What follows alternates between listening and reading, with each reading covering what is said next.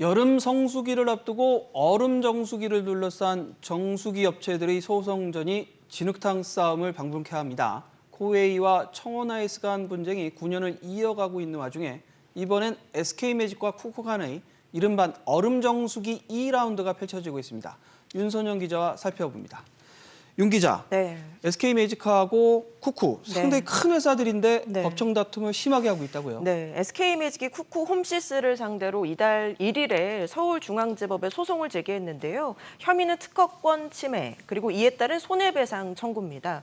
SK매직은 자사가 국내 최초로 개발을 해서 특허 등록한 얼음 정수기 기술을 쿠쿠가 그대로 베껴서 제품을 출시했고, 이에 따라 매출을 올렸으니 배상을 해야 한다, 이렇게 보고 있습니다. 베꼈다고 주장을 하는 그 기술의 핵심을 좀 살펴보면 기존의 얼음 정수기들이 탈빙, 그러니까 얼린 얼음을 기계에서 분리를 해낼 때요. 순간 히터를 쏘이는 방식을 쓰거든요. 그런데 이 SK매직은 히터가 없이도 탈빙시키는 기술을 보유하고 있고 이걸로 2019년에 정부와 소비자단체가 인증을 하는 올해 에너지 위너상 이런 것도 받았다 설명하고 있습니다. 결국엔 SK 매직 쪽 얘기인데 네. 쿠쿠 쪽 얘기도 좀 궁금한데 뭐라고 하나요? 역시 SK매직의 말은 사실과 다르다라는 주장을 펴고 있는데요. 탈빙에 쓰이는 냉매에 차이가 있다는 겁니다. SK매직은 액체 상태의 냉매를 쓰는데 쿠쿠는 기체 상태의 냉매를 사용하기 때문에 다른 기술이다라는 설명인데요. 쿠쿠는 SK매직이 이런 내용에 대한 상호 구체적인 대화도 없이 일방적으로 특허 침해를 주장한 것에 대해서 유감스럽다 이런 입장입니다. 통상 소송을 당하는 입장은 법원에 한 달 안에 답변서를 제출하게 돼 있는데 쿠쿠 측은 아직까지 답변서를 내지 않은 것으로 전해집니다. 보면은 윤 기자, 그 정수기 업계가 이렇게 보면 싸움이 잦아요. 맞습니다. 이게 뭐 시장 규모가 그렇게 큰 것도 아닌데 이게 싸움이 잦은 이유 뭐라고 볼 수 있을까요? 정수기 시장 자체가 레드오션 상태예요. 그렇다 보니 규모가 지금 3조 원 정도로 추산이 되는데 1위는 보시는 것처럼 코웨이가 40% 정도 가장 많이 차지하고 있고 나머지를 SK매직과 LG전자, 쿠쿠, 청호가 각각 10%대 수준에서 각축전을 벌이고 있는 상황입니다. 차별화의 관건, 결국 누가 더 작게 만드느냐인데요. 들어보겠습니다. 여름 다가오면 확실히 얼음 정수기가 많이 팔리거든요.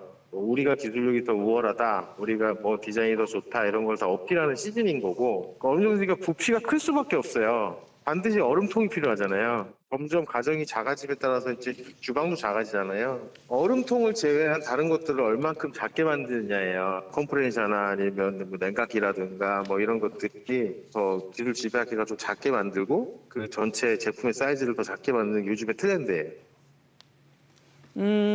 코웨이랑 청호 간 소송전은 뭐 결론이 났나요? 아니요, 아직 진행형입니다. 지금 SK매직, 쿠쿠와 마찬가지로 2014년에 청호가 코웨이를 상대로 특허기술 침해와 손해배상 소송을 제기했는데 엎치락뒤치락하면서 무려 9년째 이어지고 있습니다. 2015년 1심 결과는 청호의 손을 법원이 들어줬는데요. 코웨이가 특허를 침해한 게 인정이 된다며 해당 제품과 생산 설비를 폐기하고 100억 원을 배상하라고 판결했습니다. 그런데 지난해 항소심 2심에서는 코웨이가 특허를 침해한 게 아니다라면서 결과가 뒤집혔습니다.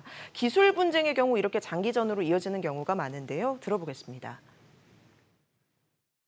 9년까지 갔으면은 소송 기록도 굉장히 방대할 거예요. 재판부도 사실 기술을 이제 이해하기 어려운 사건일 것이고 영업 비밀이라고 하면서 그 증거를 이제 내놓지가 않거든요. 증거를 수집하고 입증하는 것 자체도 시간이 굉장히 많이 오래 걸리고.